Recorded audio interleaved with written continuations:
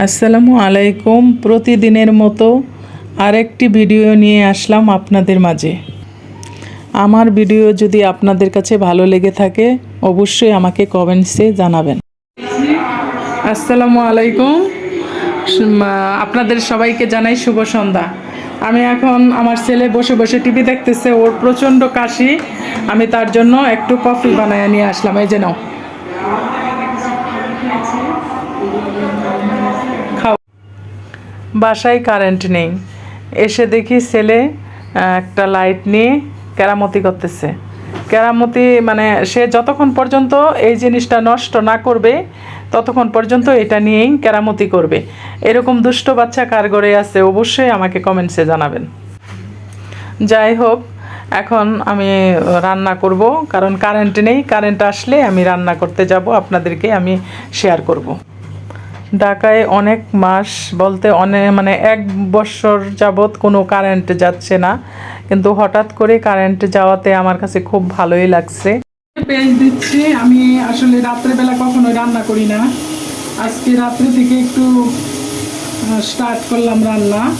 এই আমার প্রথম ব্লগে, কারণ আমার মেয়ের জামাই আসছে। দুপুরে অনেক কিছু রান্না করেছি, অনেক রকমের আইটেম, কিন্তু সে ওইগুলো একটাও পছন্দ করে না। শুধু মুরগির গোস্তটা ওইটা পছন্দ করে, আর বাকি একটাও মাছ টাছ পছন্দ করে না। এখন তার জন্য আমি চিংড়ি, সে খুব পছন্দ করে, মানে তার জন্য আমি কয়টা চিংড়ি মানে বুনা করে নিচ্ছি ভেজে। তেল দিয়ে দিলাম।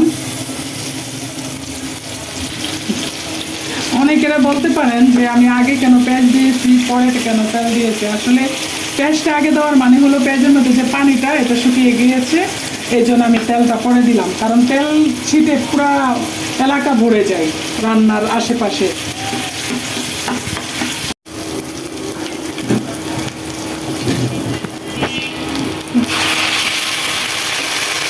পেঁয়াজটা বেশি ভাজা হয়ে গেছে, এখন একে একে এক একটা মশলা দিয়ে দিব। হলুদ দিলাম,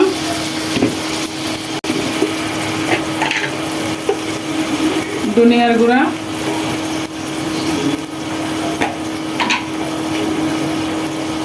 মরিচের গুঁড়া, জিরার গুঁড়া দেওয়া হয়ে গেছে। এটা আপনাদেরকে লবণ দিচ্ছি স্বাদ মতো। লবণ না দিলে তো টেস্টেই হবে না। এই রান্না সবাই মানে এইগুলো রান্না সবাই পারে, তারপরও আপনাদেরকে, যেহেতু আমি একজন ব্লগার, আপনাদেরকে সবকিছুই আমি আমার লাইভে যা করি সবকিছু আপনাদেরকে মানে দেখানোর চেষ্টা করি। এই যে চিংড়ি দিয়ে নেড়ে চেড়ে দিলাম।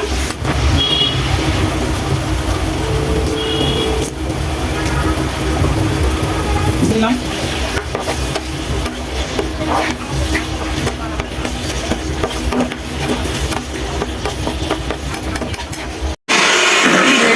আমার মেয়েরা কেক বানাচ্ছে।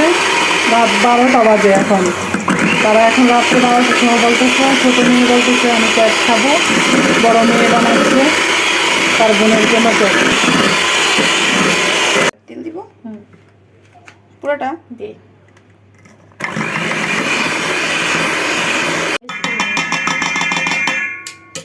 দেখছেন কি মারামারি করতেছে। আমার মেয়ে ড্রাগন কাটতেছে। আমি ড্রাগনটা 2 দিন আগে এনেছিলাম, ফ্রিজে রেখে দিয়েছিলাম, কিন্তু ড্রাগনটা এই যে পাশে দেখেন কালো হয়ে গেছে। এটুকু ফেলে দেওয়া হচ্ছে আর বাকিটুকু নেওয়া হচ্ছে। এই যে ড্রাগনটা কেটে নিলাম।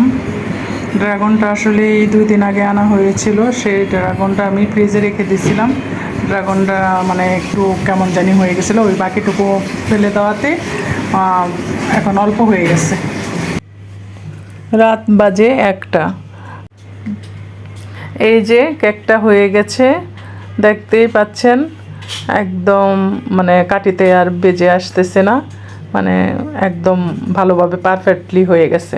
এখন আমি কেকটা মানে একটা প্লেটে ঢেলে নেব। যেহেতু এত রাত্রে কেকটা বানানো হয়েছে, কারণ কারো ধৈর্যে মানে হচ্ছে না যে একটু সময় করে তারপরে কাটবো। গরম গরম কেকটা কেটে আমরা সবাই খেয়ে নিয়েছি। কেকের মধ্যে আমরা মুরব্বা দিয়েছিলাম, সেই মুরব্বাটা লেগে গেছে, মানে কাগজে চলে আসছে। দেখুন কেকটা অনেক সুন্দর হয়েছে না? মানে কাটার পরে দেখি যেন কেকটা একদম সফট সফট হয়ে গেছে, ফোমের মতো। এই যে আমি কেকটা কেটে নিলাম, কেটে নিয়ে তারপরে আমি হাতের মধ্যে নিয়ে দেখলাম যে না একদম কেকটা সফট স্পঞ্জি স্পঞ্জি হয়ে গেছে, কেকটা রেডি হয়ে গেছে।